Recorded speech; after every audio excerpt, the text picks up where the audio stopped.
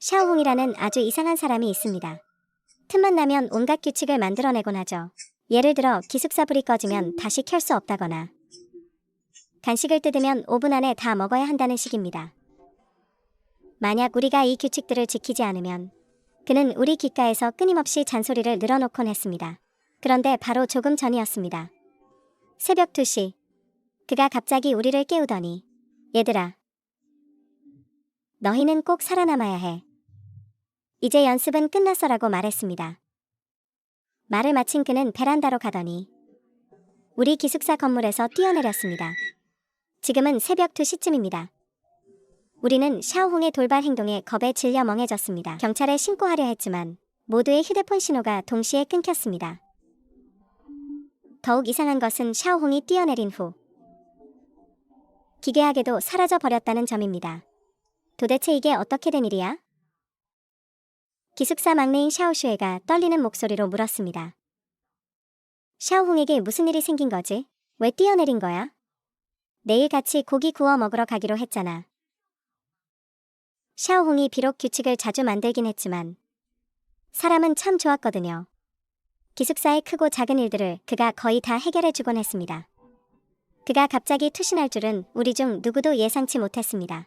아마 아래층에서 지르는 비명이 너무 컸던 모양인지 기숙사 사감 아주머니가 잠에서 깨어났습니다. 목청을 높여 소리를 지르더군요. 누가 이렇게 소리를 질러 공중도덕도 없니? 다른 사람들은 내일 출근해야 한다고. 다들 당장 잠이나 자. 안 그러면 너희 기숙사 점수 다 깎아버릴 거야. 어떤 학생들은 여전히 아주머니와 말다툼을 했지만 아주머니는 아래층에 아무것도 없다고 말했습니다. 학생들이 헛것을 본 거라고 말이죠. 그만 시끄럽게 해. 10분 안에 안 자는 애들은 하나하나 점수 깎을 줄 알아. 나와 남은 두 룸메이트는 별다른 방도가 없었습니다. 잠든 척할 수밖에요. 침대에 올라가려던 찰나 달빛에 비친 샤오홍의 책상 위에 있는 노트북 한 권이 보였습니다. 이건 샤오홍의 보물이라 평소에는 우리도 못 건드리게 하던 것이었죠. 바로 그때 갑자기 한 가지 사실이 떠올랐습니다. 너희 둘 일단 침대에 올라가지 마. 왜 그래? 깜짝 놀랐잖아. 무슨 일인데? 사감 아주머니 가시고 나서 말하면 안 돼? 샤오슈에가 내 말에 깜짝 놀랐습니다. 하지만 나는 여전히 진지하게 말했습니다. 너희 둘 어젯밤 불 꺼진 후에 샤오홍이 했던 말 기억나? 너 왜 그래? 왜 자꾸 그 얘기를 해? 해봤자 뻔하지. 샤오슈의 목소리가 뚝 끊겼습니다. 설마 아니겠지? 어젯밤 샤오홍이 우리에게 새로운 규칙을 하나 알려줬었습니다. 샤오홍은 만약 언젠가 누군가 죽게 된다면 절대로 잠들어서는 안 된다고 했습니다. 침대에도 손대지 말라고 했죠. 그러지 않으면 우리 모두 죽게 될 거라고요. 당시에는 대수롭지 않게 여겼습니다. 그저 그가 또 농담을 하는 줄로만 알았죠. 오늘 밤 일이 너무 기괴해. 일단 조심하는 게 좋겠어. 그럼 우리 기숙사 점수는 어떻게? 샤오단이 망설이며 말했습니다. 샤오샤는 우리 기숙사에서 공부를 제일 잘합니다. 매년 우수 장학생으로 뽑히죠. 만약 기숙사 점수가 깎이면 장학금에 지장이 생길 수도 있었습니다. 나는 억지로 냉정을 되찾고 현재 상황을 분석해 보았습니다. 우리에게는 출입카드가 있고 출입 기록이 엄격하게 남잖아. 샤오홍은 기숙사에 없고 기숙사 건물 안에도 없어. 그럼 사감 아주머니께 아까 일을 설명하면 될 거야. 샤오슈에와 샤오단도 내 말에 동의했습니다. 우리는 불을 끈 채 기숙사 안에서 기다렸습니다. 무척 무서웠지만 불빛을 낼 엄두도 나지 않았습니다. 샤오홍이 매일같이 당부했거든요. 소등 후에는 절대로 어떤 광원도 사용해서는 안 된다고요. 그래서 정말로 도박을 할 용기가 나지 않았습니다. 시간이 조금씩 흘러갔습니다. 우리는 기숙사에 숨어서 사감 아주머니의 발소리가 점점 가까워지는 것을 들었습니다. 그 사이 우리는 샤오홍의 규칙들을 하나하나 되짚어 보았습니다. 아침 8시에는 정시에 교실에 도착해야 한다. 만약 교실이 404호라면 들어가서 10분 동안 욕을 해야 한다. 그러고 나서 화장실에 세 번째 칸으로 도망쳐라. 밤에 잠든 후에는 절대로 일어나서는 안 된다. 만약 꼭 일어나야 한다면 절대로 외부인의 말을 들어서는 안 된다. 개봉한 지 5분이 지난 음식은 절대 먹지 마라.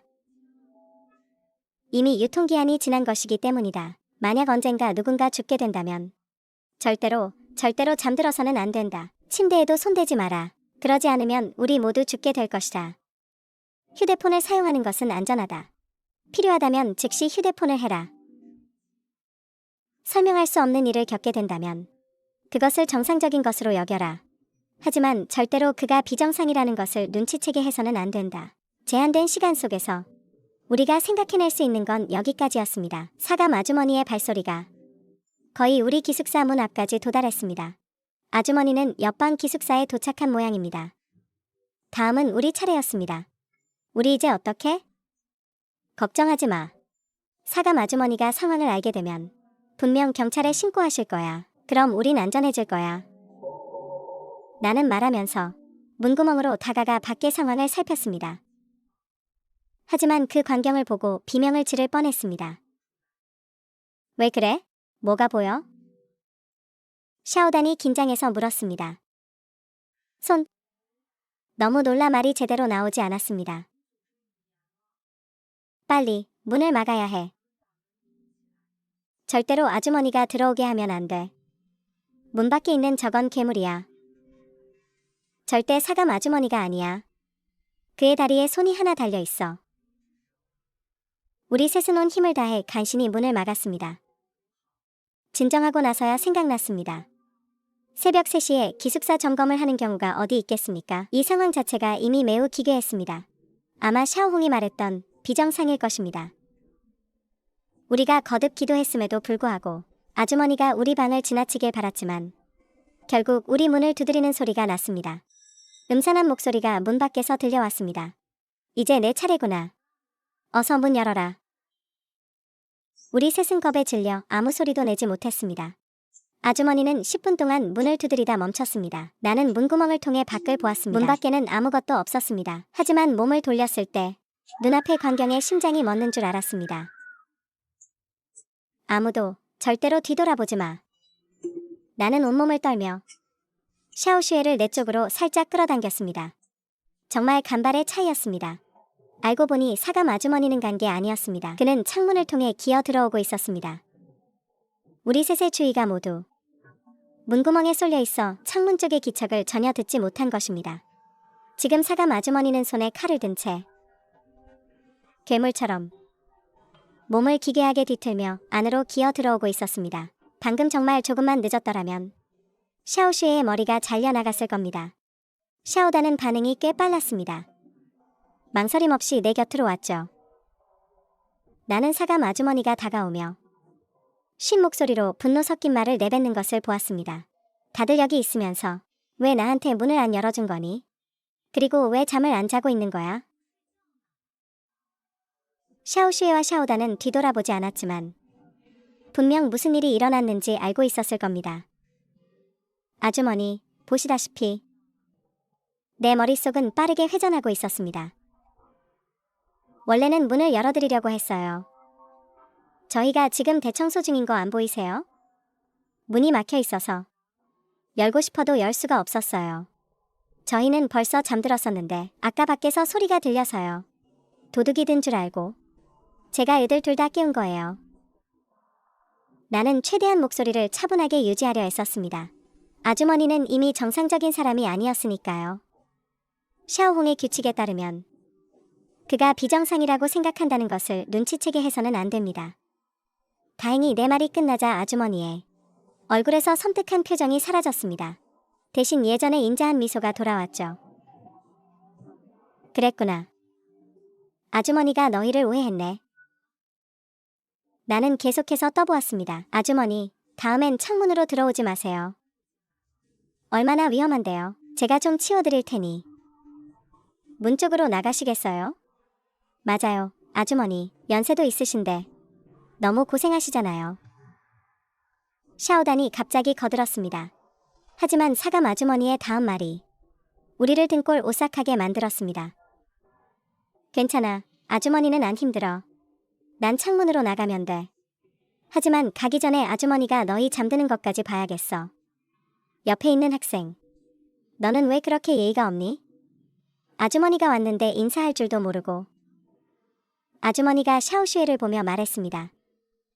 설마 너 아주머니가 비정상이라고 생각하는 건 아니지? 그 말을 마친 순간 나는 아주머니의 두 다리에 달린 손들이 휘둘러지기 시작하는 것을 보았습니다. 샤오슈에는 원래 겁이 많은 아이라 이런 상황을 감당할 수 있을지 알 수 없었습니다. 아주머니, 정말 죄송해요. 샤오슈에가 울먹이며 말했습니다. 아주머니, 저 실연당했거든요. 원래 잠이 안 왔어요. 제발 저 좀 재촉하지 말아주세요. 나는 안도의 한숨을 내쉬었습니다. 샤오슈에가 다행히 결정적인 순간에 잘 버텨주었습니다. 아주머니도 다시 원래 모습으로 돌아왔습니다. 겨우 실연 때문이었니? 얘야, 너무 나쁜 생각은 하지 마라. 잠을 잘 자야 피부가 좋아지지. 그래야 나중에 좋은 남자 만나지 않겠니? 정말 그럴까요? 샤오슈에가 더 심하게 울기 시작했습니다. 하지만 그들은 제가 너무 예뻐서 부담스럽대요. 제가 예쁜 게 무슨 잘못인가요? 안 되겠어요, 아주머니. 저 걔한테 따져야겠어요. 샤오슈에는 말할수록 서러운지 휴대폰을 꺼내 미친 듯이 타자를 쳤습니다. 상황이 이렇게 기괴하지만 않았더라면 아마 나도 웃음이 터졌을 겁니다. 이때 샤오홍의 규칙이 생각났습니다. 휴대폰을 사용하는 것은 안전하다. 필요하다면 즉시 휴대폰을 해라. 나는 샤오단과 눈짓을 주고받고는 즉시 아주머니에게 말했습니다. 바로 이 나쁜 놈이에요. 샤오슈에, 슬퍼하지 마. 나랑 샤오단이 같이 욕해줄게. 지금 장면은 무척 기괴합니다. 정체를 알 수 없는 괴물이 우리 앞에 서 있는데 우리 셋은 휴대폰만 붙들고 있으니까요. 하지만 우리가 휴대폰을 하기 시작하자 그는 말을 멈췄습니다. 그저 어두운 안색으로 우리를 뚫어지게 쳐다볼 뿐이었죠. 그래서 나는 용기를 내어 아주머니에게 계속 말했습니다. 아주머니, 아직 안 가셨어요? 설마 남아서 저희랑 같이 나쁜 놈 욕이라도 하시게요? 기숙사 점수는 깎으시려면 깎으세요. 점수가 샤오슈의 행복보다 중요하겠어요? 샤오단도 옆에서 맞장구를 쳤습니다. 아주머니의 다리에 달린 손들이 불안하게 일렁였습니다. 너희들 정말 말을 안 듣는구나. 아주머니는 말하며 천천히 칼을 들어 샤오슈에를 겨눴습니다. 정말 소용없는 건가? 이 장면이 나를 자극했습니다. 머릿속에 다른 장면들이 스쳐 지나갔습니다. 동시에 미친 것 같은 생각이 하나 들었습니다. 나는 즉시 아주머니에게 말했습니다. 아주머니, 도대체 원하는 게 뭐예요? 이미 말하지 않았니? 당장 가서 잠이나 자라고. 당신이 우리 기숙사 사람도 아닌데. 내가 왜 당신 말을 들어야 하죠? 나는 경멸 어린 말투로 쏘아붙였습니다. 게다가 이 밤중에 당신이 무슨 권리로 우리 잠을 방해하는 거예요? 사감 아주머니가 갑자기 격노하며 나에게 달려들었습니다. 학교에는 너희같이 말 안 듣는 학생은 필요 없어. 당장 죽어버려. 그가 나에게 달려들 때 나는 두 눈을 질끈 감고 휴대폰을 들어 그를 향해 비쳤습니다. 예링, 정말 고마워. 너 덕분이야. 샤오슈에가 고마워하며 말했습니다. 내가 휴대폰을 아주머니에게 겨누자 그는 우리를 공격하지 않았습니다. 오히려 겁에 질려 문 밖으로 뛰쳐나갔습니다. 그렇습니다. 만약을 위해 나는 다른 규칙 하나를 사용했습니다. 밤에 일어난 후에는 절대로 외부인의 말을 들어서는 안 된다는 것이었죠. 나도 확신은 없었습니다. 그저 지푸라기라도 잡는 심정이었죠. 결국 어떤 규칙이 작용했는지는 모르겠지만 괴물 아주머니를 물리쳤습니다. 하지만 휴대폰을 거두었을 때 화면에 나타난 것은 우리 지역의 어느 전화번호였습니다. 자세히 보려고 하자 더 이상 찾을 수 없었습니다. 문이 이렇게 열려 있으니 도저히 안심이 안 돼. 샤오단이 한참 침묵하다가 갑자기 말했습니다. 우리 더는 기다릴 수 없어. 이 이상한 상황을 타개할 방법을 찾아야 해. 이 일이 샤오홍 때문에 시작된 거라면 샤오홍이 분명 이 사건의 핵심일 거야. 나는 다시 샤오홍의 노트북을 떠올렸습니다. 샤오홍이 예전에 말했었죠. 자신의 중요한 일들은 모두 이 노트북에 기록해둔다고요. 어쩌면 거기에 우리에게 힌트가 될 단서가 있을지도 모릅니다. 맞아, 얼른 열어보자. 나는 심호흡을 한번 하고 천천히 샤오홍의 노트북을 펼쳤습니다. 2021년 9월 막 서두를 읽으려던 참에 갑자기 주변이 어두워졌습니다. 샤오슈에가 얼른 휴대폰을 꺼내 비춰주려 했지만 휴대폰 배터리가 다 된 것을 발견했습니다. 그럴 리가 없는데 방금까지만 해도 66%였단 말이야. 빨리 내거 써. 샤오단도 휴대폰을 꺼내 도우려 했습니다. 이상해. 내 휴대폰 배터리도 1%밖에 안 남았어. 방금 전까진 절대 이렇지 않았는데. 나도 서둘러 내 휴대폰을 확인했습니다. 마찬가지였습니다. 보이지 않는 무언가에 의해 어떤 힘이 우리가 확인하는 것을 막고 있는 게 분명했습니다. 나는 갑자기 흥분되었습니다. 이건 우리의 방향이 맞다는 뜻 아니겠어? 가자. 복도로 나가자. 복도는 밝을 거야. 막 나가려는데 샤오단이 나를 불러 세웠습니다. 일단 나가지 마. 아주머니가 방금 나갔으니 아직 멀리 안 갔을지도 몰라. 지금 나갔다가는 곧바로 공격당할 수도 있어. 벌써 4시가 넘었어. 조금만 더 기다리자. 날이 밝은 다음에 봐도 늦지 않아. 샤오단의 말이 맞았습니다. 나는 조금 낙담한 채 돌아와 기숙사에서 둘과 함께 숨어 있었습니다. 이 시간은 견디기 매우 힘들었습니다. 다행히 날이 조금씩 밝아왔습니다. 나는 마침내 노트북의 글자를 선명하게 볼 수 있게 되었습니다. 2021년 9월. 내가 계속 읽어내려가려던 찰나. 갑자기 화면이 격렬하게 흔들리기 시작했습니다. 예링, 샤오슈에. 너희 둘 빨리 가야 해. 샤오단이 갑자기 소리쳤습니다. 또 첫 문장을 읽자마자 끊기다니. 샤오단, 왜 그래?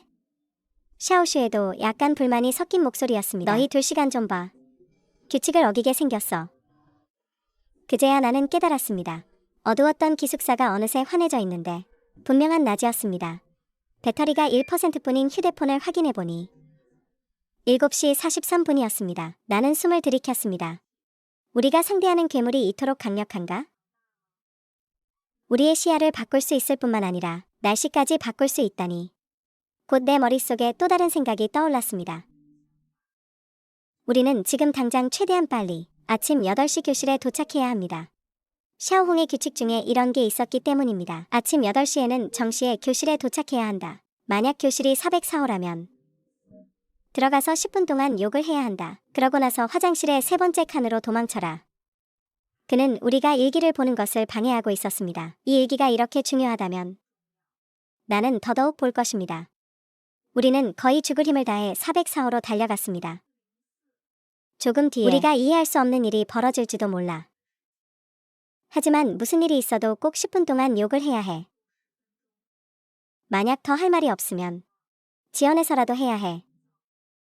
나는 샤오슈에와 샤오단을 바라보며 엄중하게 당부했습니다. 우리는 문을 밀치고 들어가 교단 위에 있는 사람을 보자마자 욕을 퍼부었습니다. 이 늙은이 같으니라고. 솔직히 말해서 지금 너무 무섭습니다. 나는 교단 위의 사람을 철천지원수라고 생각할 수밖에 없었습니다. 하지만 우리가 아무리 욕을 해도 교단 위의 사람은 시종일관 미소를 띤 채 우리를 바라보았습니다. 그렇게 우리는 힘들게 5분을 버텼습니다. 하지만 여전히 아무런 변화가 없었습니다. 어떻게 해야 할지 몰라 당황하던 찰나. 교단 위의 사람이 칼을 들고 천천히 우리에게 다가왔습니다. 칼날이 휘둘러졌고 내 시야는 순식간에 선홍색으로 물들었습니다. 그들은 칼을 들고 몇 번이고 계속해서 찔러댔습니다. 양잉의 몸을 찌르고 있었습니다. 알고 보니 그들이 아까 보고 있었던 건 우리가 아니라 우리와 같은 각도에 있던 양잉이었습니다. 여학생들은 조신한 모습은 전혀 온데간데 없이 양잉을 바닥에 넘어뜨리고 발로 찼습니다. 그녀의 얼굴을 긋고 그녀의 목을 찔렀습니다. 양잉은 마치 고통을 느끼지 못하는 것처럼 비명 한 번 지르지 않았습니다. 오직 몸만 미세하게 떨리고 있을 뿐이었습니다. 주변 학생들은 무기력하게 지켜보았고 간혹 비웃는 소리가 들려왔습니다. 너무 기괴했습니다.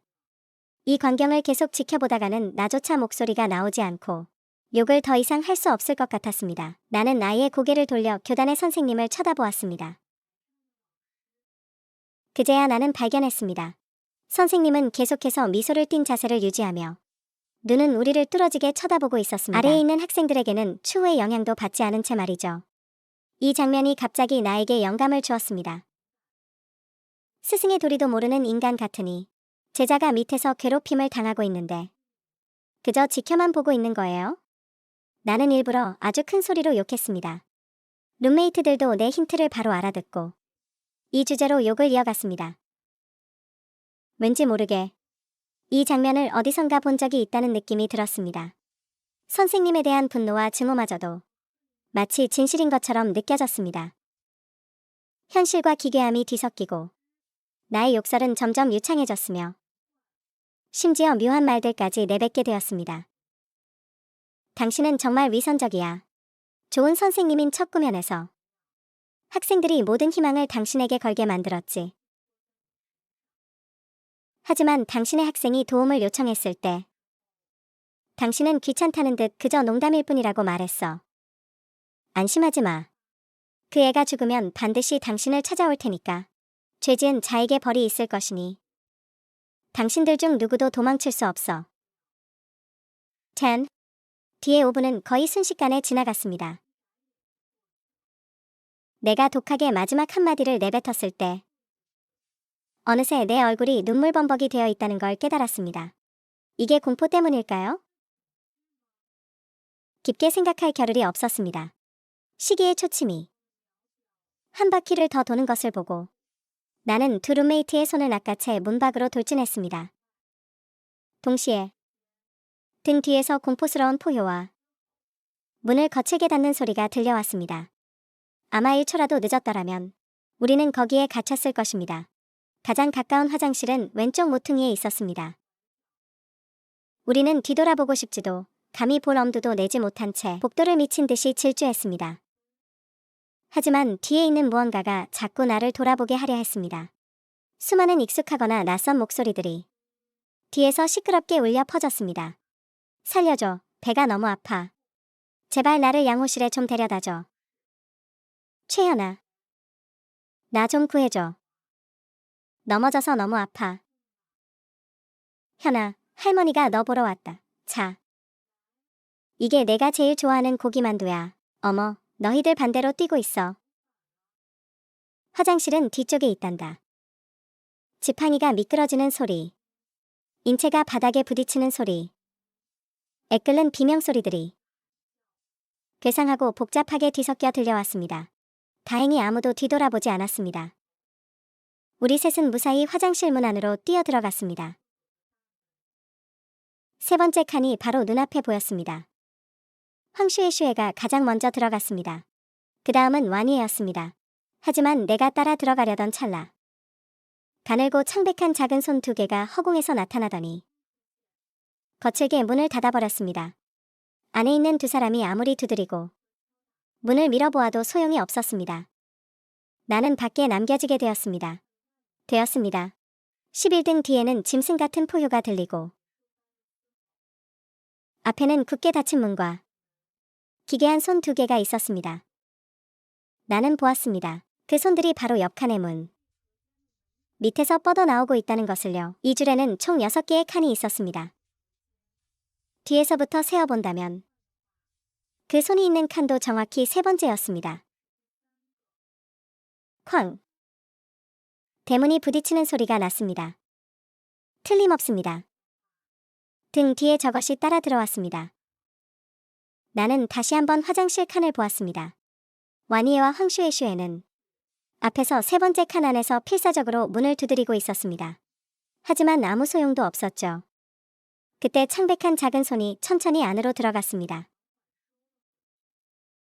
그 손이 있던 문이 틈새를 보이며 열렸는데 마치 나에게 들어오라고 초대하는 것 같았습니다.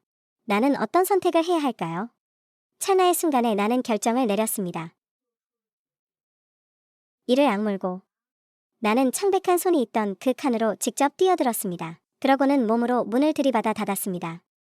등 뒤에 그것은 분명 매우 공포스러운 존재일 것입니다. 그렇지 않으면 철린 그에게만 따로 규칙을 만들어줄 수는 없어. 그러니 그에게 들키면 안 돼. 쾅! 쾅쾅쾅! 거의 동시에 문밖에서 공포스러운 소리가 들려왔다. 나는 심지어 느낄 수 있었다. 내가 버티고 있는 문이 끊임없이 진동하며 변형되는 것을. 기괴하게도 그가 그렇게 미친 듯이 몰아치는데도 약해 보이던 칸막이 문은 끝까지 버텨냈다. 전혀 부서질 기미가 보이지 않았다. 천린의 규칙이 다시 한번 입증되었다. 하지만 나는 지금 방심할 수 없다. 왜냐하면 지금 나는 규칙에 전혀 언급되지 않은 괴물과 같은 칸에 머물고 있기 때문이다. 나는 시선을 문에서 천천히 등 뒤로 옮겼다. 아무것도 없었다. 손이 잔뜩 도단한 기형 괴물도 없었고 나를 기다리는 식인 귀신떼도 없었다. 그 창백하고 작은 손은 마치 나를 안으로 초대하기 위해서였던 것처럼 곧 사라져버렸다. 하지만 좋은 기회다. 지금은 아무도 나를 방해하지 않는다. 마침 일기를 보기에 적당하다. 나는 품속에서 그 작은 일기장을 꺼냈다. 그것은 이미 내 땀에 흠뻑 젖어 있었다. 내가 첫 페이지를 넘기려던 찰나 갑자기 손에 통증이 느껴지더니 제어할 수 없이 일기장을 놓쳐버렸다. 일기장은 바닥을 몇 번 굴러가더니 하마터면 하수구에 빠질 뻔했다. 그 작은 손이었다. 그것의 본체는 마치 두 손뿐인 것 같았다. 지금 갑자기 일기장 앞에 머물며 조심스럽게 일기장 곁에 서 있었다. 나는 몸을 웅크리고 한 걸음 물러나 문에 바짝 붙었다. 손을 몰래 뒤로 뻗어 문손잡이를 잡았다. 만약 그것이 나를 공격하려 한다면 나는 즉시 문을 열어서 이 두 귀신이 같이 죽게 만들 것이다. 하지만 작은 손은 나를 해칠 생각이 없는 듯했다. 대신 손가락 하나를 뻗어 내 곁에 있는 쓰레기통을 가리켰다. 나는 빠르게 훑어보았다. 그 안에는 온통 폐지 뭉치뿐이었다. 하지만 화장지는 아니었고 글씨를 쓰는 흰 종이었다. 내가 열어보기를 원하는 거야? 나는 조심스럽게 입을 뗐다. 작은 손은 기쁜 듯한 모습으로 여전히 쓰레기통을 가리키며 바닥에서 깡충깡충 뛰었다. 몸으로 일기장을 피하고 눈으로는 작은 손을 주시하며 나는 천천히 몸을 숙여 종이 뭉치 하나를 집어들었다. 내가 너무 경계하는 것을 보았는지 작은 손은 오히려 실망한 듯 축 늘어지더니 사라져버렸다. 그는 나를 해치고 싶어 하지 않는다. 의문을 품은 채 나는 첫 번째 종이를 펼쳤다. 당신에게는 시간이 없습니다. 선명한 붉은색 글씨가 심장을 먹게 할 듯했다. 뒤에 붙은 느낌표는 종이를 찢을 듯 힘주어 쓰여 있었다. 천린의 필체였다. 나는 지체하지 않고 쓰레기통 안의 종이 뭉치들을 하나씩 펼쳤다. 그는 야수에게 약탈당했다. 그는 심장질환 중에 구타를 당하며 배가 갈라졌다. 그의 아이는 원기가 되어 영원히 죽은 장소에 속박되었다. 그의 아이는 분노에 휩싸여 그곳을 학교에서 가장 공포스러운 괴담으로 만들었다. 그가 그를 도와주었다. 보답하기 위해 그는 이곳을 지키며 나중에 올 사람에게 충고를 남긴다. 그를 믿지 마라. 그를 따라가지 마라. 그는 당신을 다른 세계에 가둘 것이다. 둘째 날 밤이 오기 전에 탈출해야 한다. 비록 문장은 모호했지만 내 머릿속에는 즉시 한 장면이 떠올랐다. 연약한 한 소녀가 불량배들의 표적이 되었다. 그녀의 가족은 그녀를 보호하지 못했다. 그녀는 불량배들에게 끌려가 소위 사회 형님들의 스트레스 해소용이 되었다. 나중에 그녀는 임신했다. 사회 형님은 책임지고 싶어 하지 않았다. 불량배들은 이곳에서 그녀의 질병을 무시한 채 유산이 될 때까지 그녀를 때렸다. 그녀가 복수하는 것을 막기 위해 불량배들은 미리 사진을 찍어 학교 게시판에 그녀를 모함했다. 그녀는 수치심을 견디지 못하고 투신했다. 하지만 괴이한 일이 일어났다. 매일 자정 3시가 되면 그 불량배들이 하나둘씩 화장실 세 번째 칸에 나타났고 결국 기이하게 사라졌다. 장면이 바뀌어 나는 전지적 시점이 되었다. 이 불량배들은 죽기 전에 모두 한 사람을 만났다. 그 사람은 내 머리가 몹시 찌릿하며 아파왔다. 머릿속의 환상은 거기서 사라졌다. 두통이 조금 잦아들기를 기다려 나는 다시 그 사람의 얼굴을 떠올려 보려 했다. 하지만 그의 얼굴이 보이지 않는다는 것을 깨달았다. 분명 그렇게 낯이 익은데 생각이 나지 않았다. 마지막 문장에 그는 앞에 인물과 같은 사람이 아니다. 그럼 그는 누구인가? 계속해서 내가 일기를 보는 것을 방해하던 그 존재인가? 나는 추측해 보았다. 조금 전 그 창백한 작은 손은 아마도 그 연약한 소녀의 아이일 것이다. 그는 누군가에게 구원받은 적이 있다. 그래서 나에게 아기가 없는 것이다. 그렇다면 나는 어떻게 탈출해야 할까? 나는 작은 손이 사라진 곳을 향해 나직이 중얼거렸다. 하지만 그것은 더 이상 나타나지 않았다. 한참 뒤 나는 한숨을 내쉬었다. 어찌됐든 너는 나를 구해주었어. 만약 내가 탈출할 수 있다면 반드시 너의 엄마를 위해 복수해줄게. 쓰레기통에는 마지막 종이 뭉치 하나만 남았다. 나는 숨을 크게 들이쉬고 그것을 주워 규칙을 펼쳤다. 일기는 탈출의 열쇠가 아니다. 그의 주시 아래에서 일기를 보지 마라. 이 문장은 매우 이상했다. 앞부분 반절은 깔끔하고 아름다웠지만 뒷부분 반절은 분명히 왼손으로 쓴 것이었다. 삐뚤빼뚤했다. 가장 중요한 것은 이 문장의 필체가 앞서 본 것과 약간 달랐다. 철린이 쓴 것인지 확신할 수 없었다. 믿어도 될지도 알 수 없었다. 그는 누구인가? 최현. 무사해서 정말 다행이야. 갑자기 와니에의 목소리가 들렸다. 내 머리 위쪽에서 들려오는 소리였다. 그녀는 칸막이와 칸막이 상단의 가림막 위에 엎드려 걱정스러운 눈빛으로 나를 바라보고 있었다.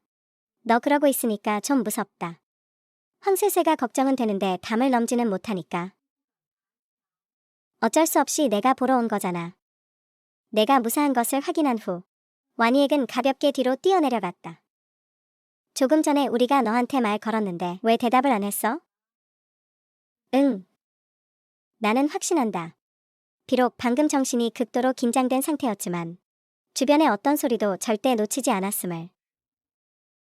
심지어 문 밖의 괴물이 떠나는 발소리까지 나는 또렷하게 들었다. 설마 종이 뭉치와 작은 손이 나를 속인 건가? 등줄기가 서늘해지는 것을 느끼며 밖으로 나왔다. 바닥에 일기장을 줍고 문을 열고 나갔다. 문 밖은 엉망진창이었다. 그 괴물은 우리를 찾지 못하자 화장실 전체를 폐허로 만들어 놓았다. 와니에와 황새쇠도 옆칸에서 나왔다. 너희 뭐라고 했어? 별거 아니야. 그냥 와니에가 방금 화장실에서 종이 뭉치를 좀 발견했거든. 그래서 우리가 널 많이 걱정했어. 와니액은 종이 뭉치를 나에게 넘겨주지 않고 대신 한 글자 한 글자 나에게 읽어주었다. 나는 무심결에 그 위에 필체를 훔쳐보았다. 온몸이 떨려왔다. 이 화장실에는 귀형이 하나 있다. 사람의 혼을 속여 잡아먹는 것을 가장 좋아한다. 만약 당신이 그를 믿는다면 당신은 영원히 빠져나오지 못할 것이다. 생존자들이여. 학교 정문을 통해 떠나도록 시도하십시오. 학교는 이미 괴담의 온상이 되었습니다. 떠나십시오. 이곳을 떠나야만. 당신들은 살 수 있습니다.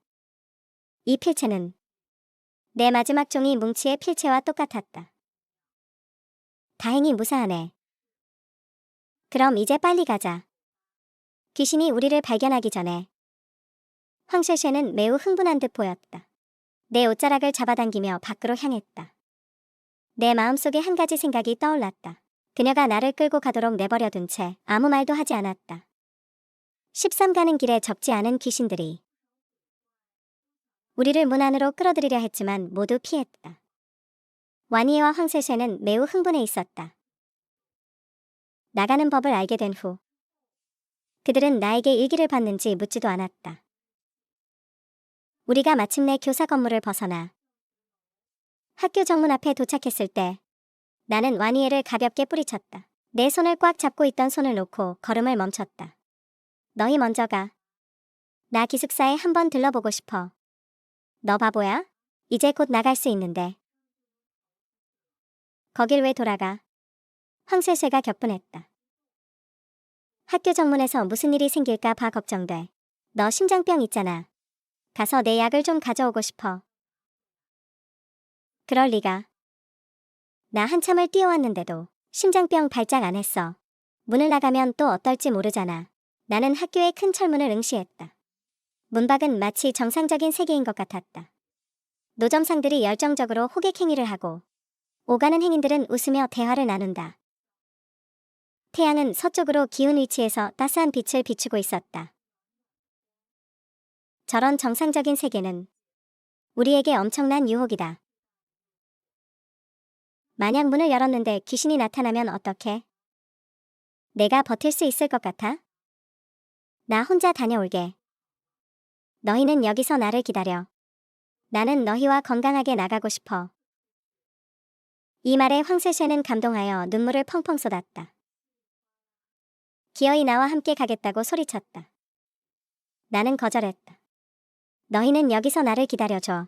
만약 내가 15분 후에도 돌아오지 않으면 즉시 밖으로 나가. 나도 같이 갈게. 내가 돌아서서 뛰려 할 때 왼손이 붙잡혔다. 내내 말이 없던 완이애가 나를 붙잡았다. 내가 굳이 가겠다면 기숙사는 안전하지 않아. 함께 가야 서로 돌봐줄 수 있어.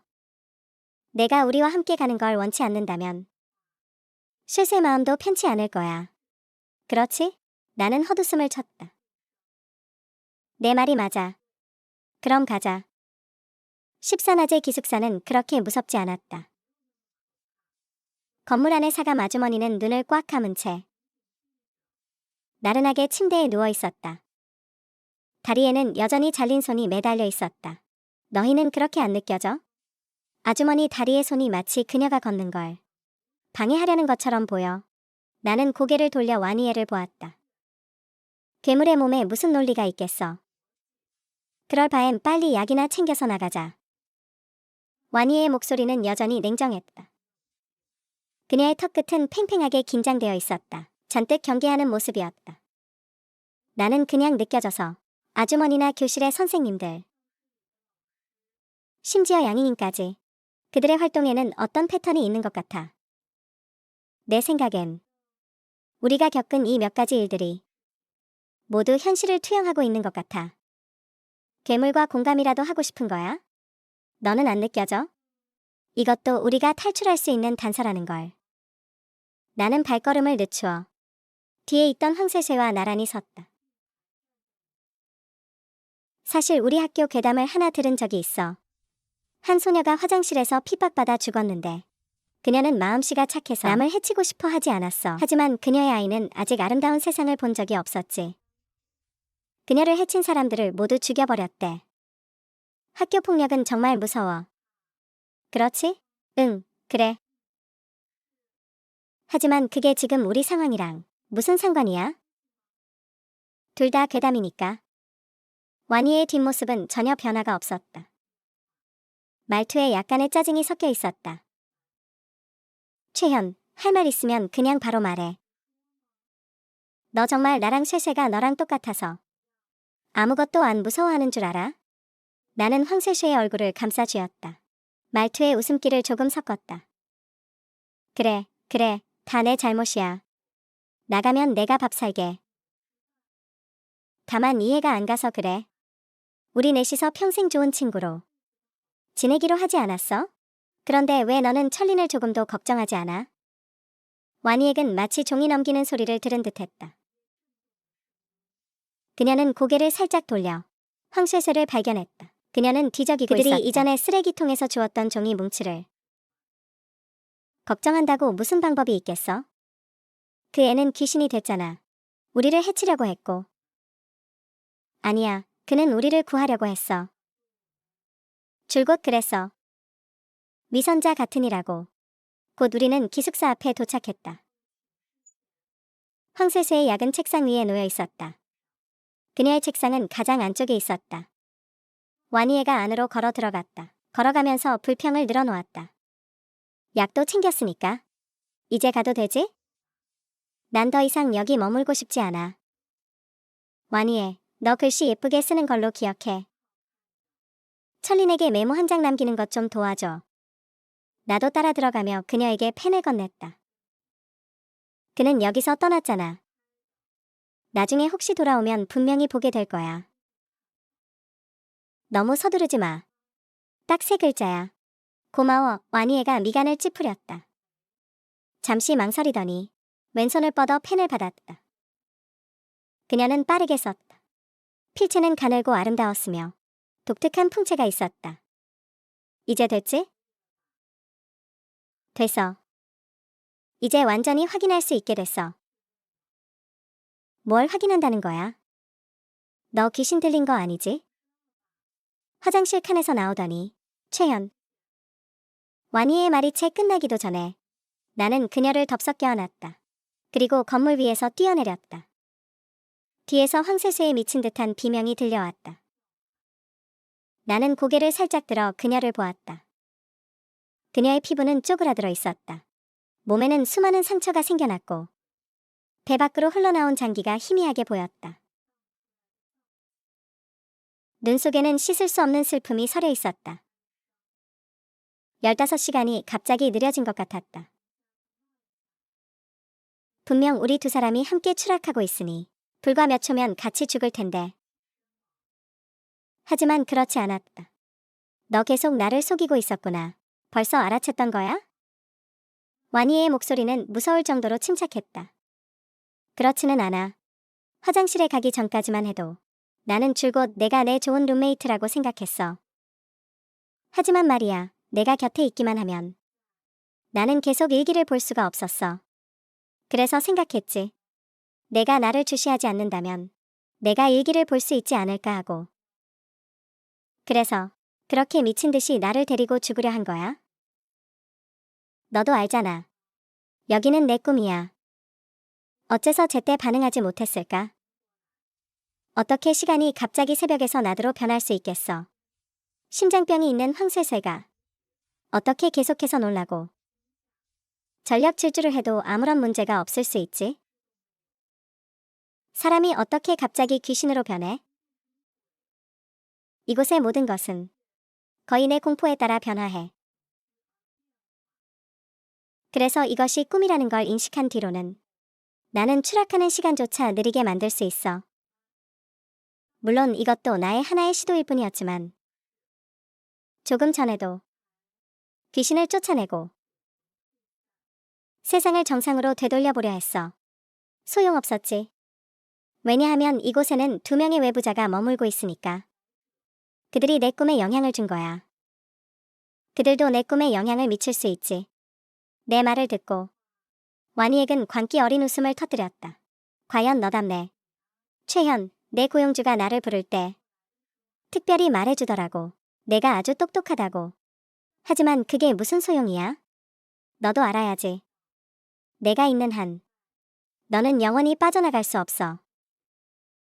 앞으로 10분만 지나면 너는 영원히 이 세계에 남겨지게 될 거야. 어젯밤처럼 말이야. 시간이 매우 빠르게 흐르기 시작했다. 조금 전 슬그머니 오후가 되더니 이제는 해질녘이 되었다.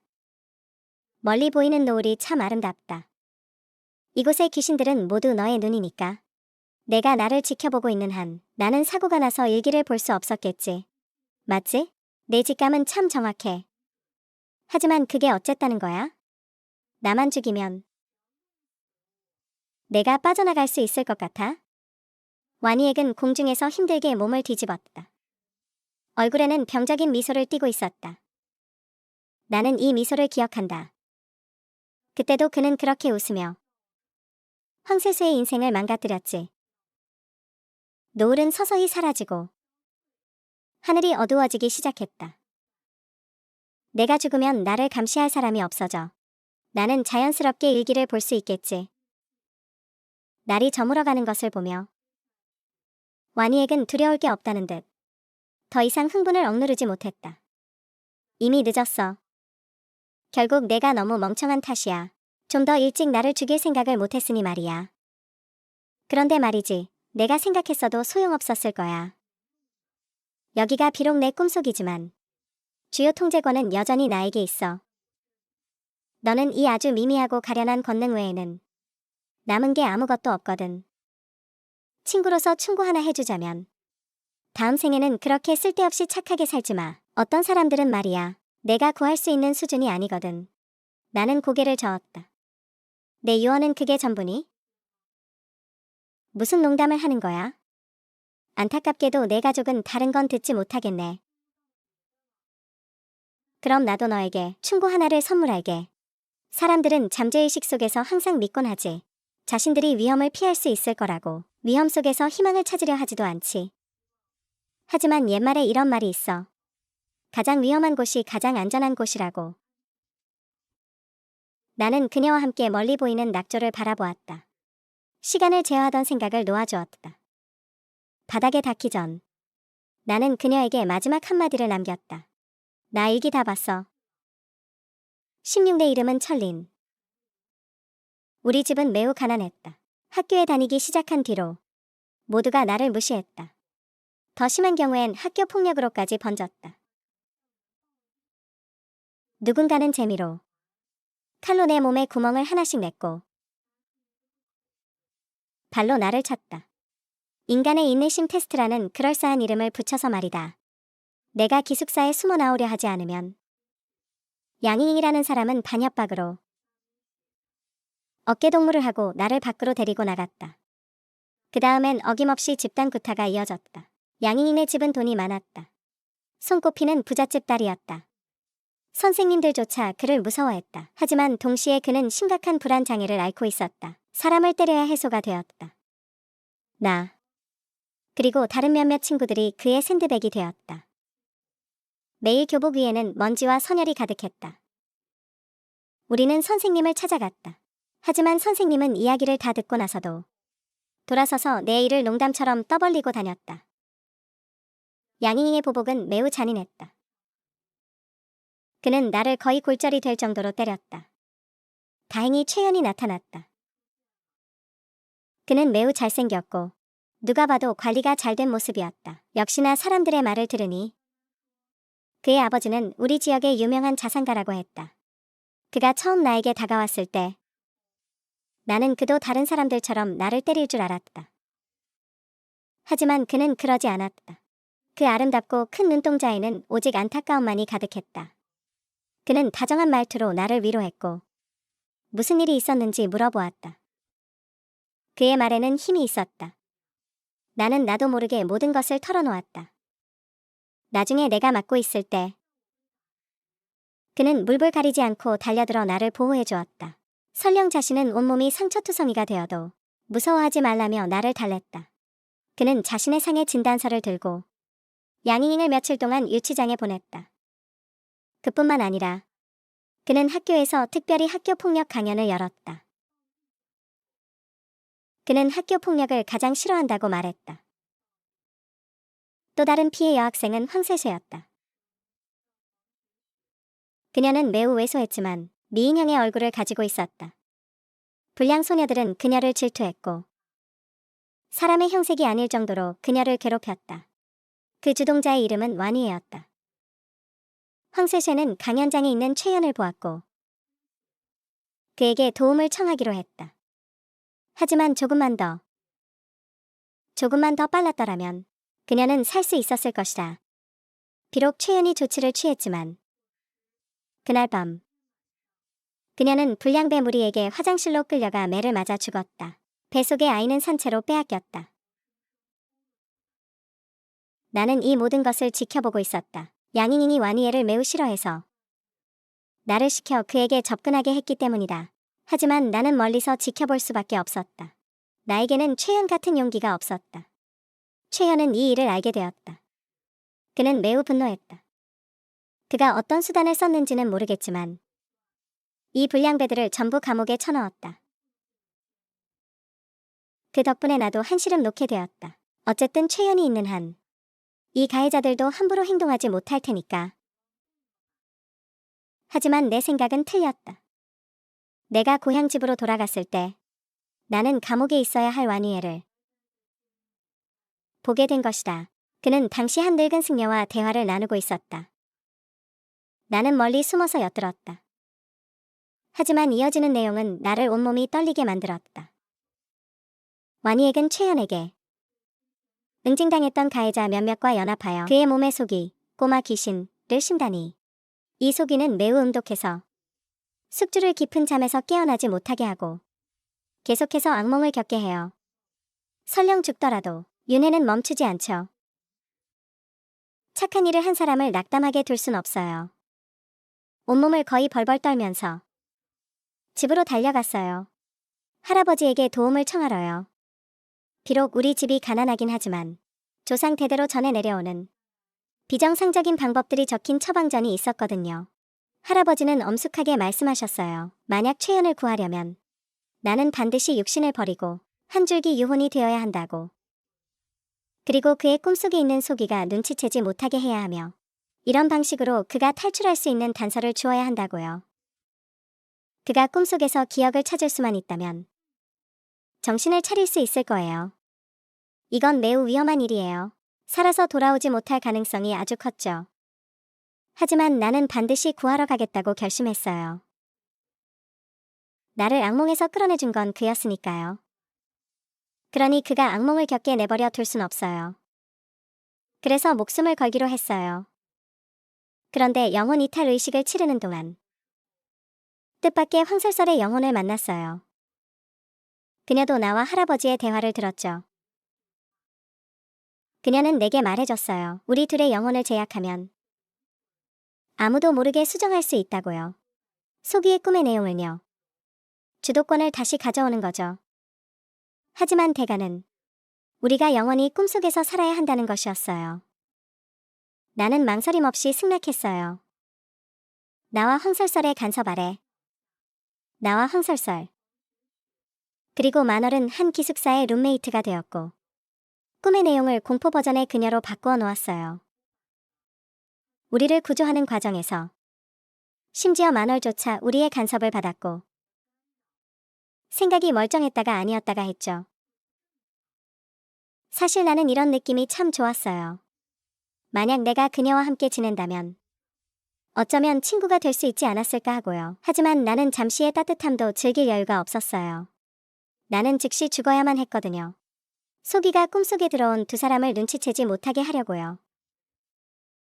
다행히, 정말 다행히도 나는 학교에 다닐 때 줄곧 미친 상태였고 평소에도 이상한 규칙들을 말하곤 했죠.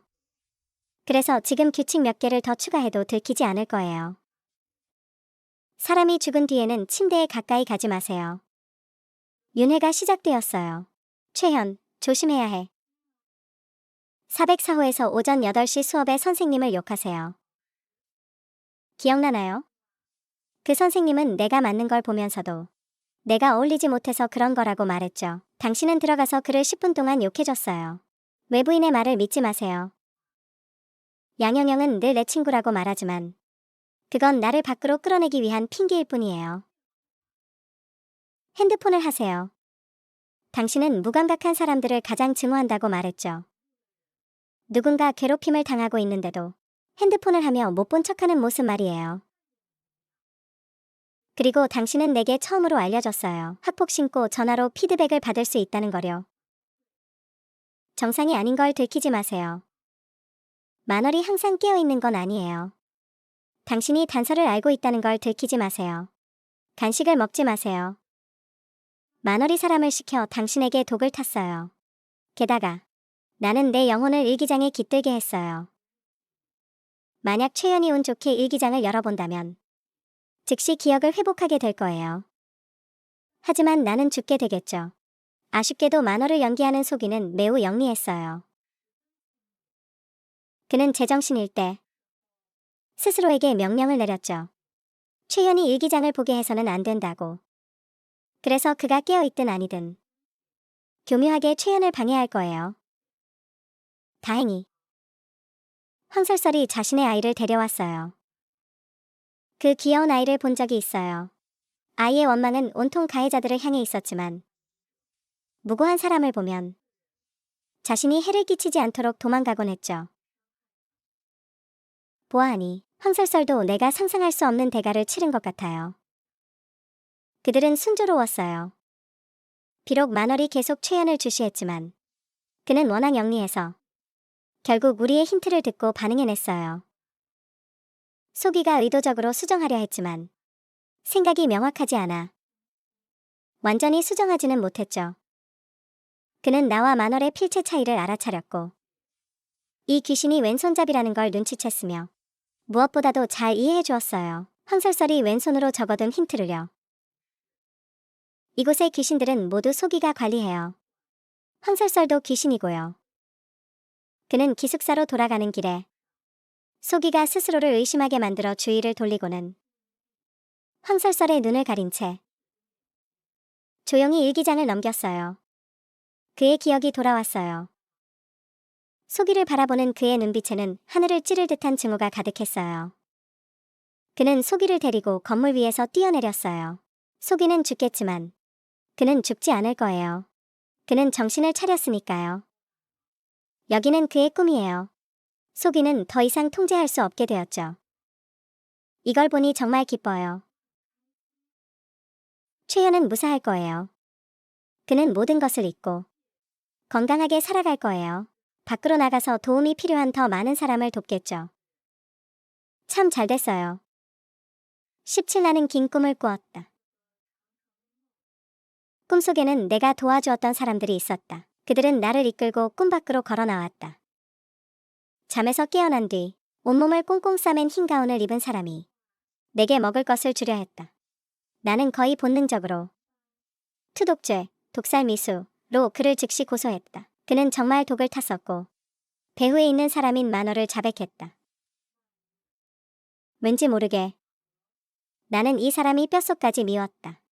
아버지께 부탁했더니 놀랍게도 그가 사람들을 해친 수많은 증거가 쏟아져 나왔다. 신고 후 그를 감옥으로 보냈다. 듣기로는 결국 10년형을 선고받았다고 한다. 그가 들어갈 때 광기 어린 소리로 외쳤다고 한다. 말도 안 돼. 내가 살아있을 리 없어. 돈 좀 있다고 대수야? 내가 뭔데 사람을 이렇게 괴롭혀. 넌 죽어야 해. 나는 정말로 그가 사무치게 미웠다. 그의 그런 모습을 보니 내 마음은 오히려 쾌감으로 가득 찼다. 내가 들은 바로는 내가 도와주었던 진령이라는 소녀가 죽었다고 한다. 이 소식은 내게 큰 충격을 주었다. 왜일까? 왜 자꾸 그녀가 내 친구였어야 했다는 느낌이 드는 걸까? 우리 사이에는 분명 아무런 접점도 없었는데 말이다. 나는 그녀의 할아버지를 찾아갔다. 그 수척한 노인은 자애로운 눈빛으로 나를 바라보았다. 마치 나를 통해 자신의 손녀를 보고 있는 것 같았다. 나는 내가 왜 이런 감정을 느끼는지 알 수 없었다. 그는 내게 쪽지 한 장을 건네주었다. 그 위에는 한 줄의 글귀가 적혀 있었다. 그 필체는 나에게도 매우 익숙했다. 당신은 좋은 사람이에요. 부디 그 마음을 계속 지켜나가길 바라요. 더 많은 사람을 도와주세요. 사회가 당신을 필요로 해요. 할아버지는 이게 진령이 나에게 남긴 것이라고 하셨다. 그녀는 내가 올 줄 알고 있었다. 나는 할아버지에게 큰 돈을 드렸다. 하지만 그는 받지 않으셨다. 불과 일주일 뒤 그는 집에서 돌아가셨다. 얼굴에는 온화한 미소를 띤 채로 나는 그의 집에서 낡은 공책 하나를 발견했다. 그곳엔 각종 주술이 기록되어 있었다. 그중 한 조항에 이렇게 적혀 있었다. 영혼 이탈법은 자신과 가족의 수명을 제물로 바친다. 정말로 어쩔 수 없는 상황이 아니면 순간 머리에 찌릿한 통증이 느껴졌다. 마치 무언가 떠오르려 하는 것 같았다. 아무것도 없었다. 기억나지 않았다. 나는 슬픔에 휩싸인 채 진령의 할아버지를 위해 성대한 장례식을 치러드렸다. 그 후로 오랜 시간이 흘렀다. 나는 여전히 학폭을 당하는 학생들을 돕는 일을 고수하고 있다. 어떤 한 나이는 믿음직스럽지 못할까 봐 걱정되어 나는 직접 학폭 반대 동아리를 설립했다. 단 1년 만에 나는 수만 명의 아이를 도왔다. 매우 힘들지만 가치 있는 일이다. 이 아이들은 본래 햇살 아래서 마음껏 피어나야 한다. 몇몇 악한 무리 때문에 억지로 시들어서는 안 된다. 나는 자주 진령의 꿈을 꾼다. 그녀는 항상 내게 힘내 라고 말해준다. 최현, 내가 고마워 라고 말한다. 전체 끝. 굿나잇.